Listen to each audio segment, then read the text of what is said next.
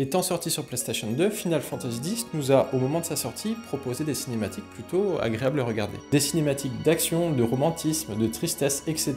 Il y en a presque eu pour tous les goûts. Mais dans la catégorie esthétisme, il y en a une qui semble sortir du lot.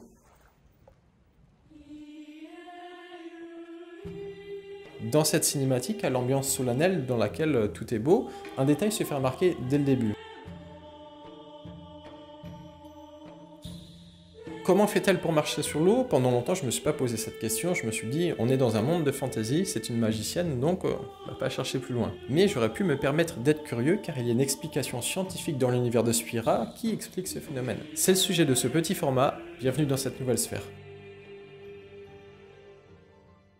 Comment Yuna fait-elle pour marcher sur l'eau? Eh bien la réponse se trouve dans un guide Final Fantasy X, Ultimania. Dedans on y apprend que l'eau et les fluorolucioles peuvent interagir ensemble, jusqu'à même se transformer. Par exemple, si tu prélèves de l'eau au lac de Macalania, et que tu mélanges ce prélèvement à une quantité suffisante de fluorolucioles, ce mélange va se cristalliser, ce qui va créer une sphère. Et si par exemple tu rajoutes à ce mélange des souvenirs, tu vas créer une sphère qui projette des images, qui projette ce souvenir, une visiosphère. D'ailleurs, tous les cristaux qui entourent Yuna et Tidus lors de la scène du baiser au lac de Macalania est peut-être une autre des manières dont les fluorolucioles et l'eau interagissent ensemble. Concernant la cinématique de Kilika, si Yuna arrive à marcher sur l'eau, c'est encore une histoire de fluorolucioles et d'eau. Le guide nous apprend qu'un invoqueur a la possibilité de solidifier les fluorolucioles à la surface de l'eau, créant un support sur lequel il peut s'appuyer. C'est ça la spécificité des invoqueurs, manipuler les fluorolucioles, comme par exemple la cérémonie d'accompagnement. C'est cette même aptitude qui leur permet de donner forme à des chimères. Mais dans ce cas bien précis, il semblerait qu'une tierce personne soit nécessaire, les priants. Et si l'eau se met à se soulever sous ses pieds, c'est peut-être que la magie qui solidifie les fluorolucioles est entraînée par la danse de la magicienne.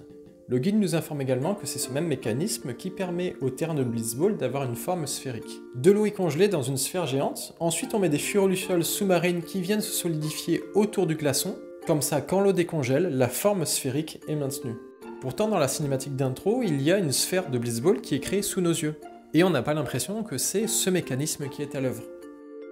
Alors oui, mais dans le rêve, les machinas sont autorisés. Et je pense que c'est justement une machina qui est en train de créer la sphère.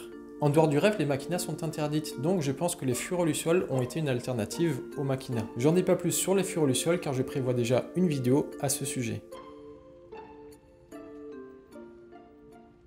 On arrive à la fin de ce petit format, j'espère que la vidéo vous a plu. Si vous avez des informations complémentaires à apporter, n'hésitez pas, au contraire. C'est tout pour cette fois-ci, j'espère que la curiosité qui vous a fait cliquer a été comblée. Je vous dis à très vite, salut!